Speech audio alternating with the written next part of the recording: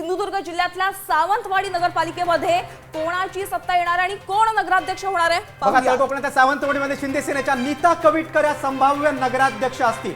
बघा, सावंतवाडीमध्ये शिंदे सेनेची सत्ता येईल असा अंदाज आहे। बघा, शिंदे सेनेचे किती नगरसेवक निवडून येतील ते आपण बघतोय। शिंदे सेनेची सत्ता येईल आणि शिंदे सेनेचे 10 नगरसेवक निवडून येतील असा अंदाज आहे। संभाव्य सत्ता शिंदे सेनेची असेल। नक्कीच आमचे प्रतिनिधी रुपेश हिराब यांनी काय अंदाज वर्तवलेला आहे पाहूया। सावंतवाडी नगर परिषदेमध्ये भाजप आणि शिंदे शिवसेना अशा दोन पक्षामध्ये कडवी लढत आहे। या ठिकाणी आताची परिस्थिती पाहता भाजपला संधी कमी आहे आणि शिंदे शिवसेनेचे जे उमेदवार आहे नीता कविटकर यांना संधी जास्त आहे। कारण की इथले जे स्थानिक आमदार आहे दीपकभाई केसरकर यांचे या ठिकाणी वर्चस्व आहे। त्यांची या शहरातील वोट बँक आहेत ती एक ठराविक वोट बँक आहे। त्यामुळे बहुतेक जे मतदार आहेत ते दीपकभाईंच्या पाठीशी म्हणजे थोडक्यात म्हटलं तर उमेदवार जे आहे नीता कविटकर यांच्या पाठीमागे राहू शकतात।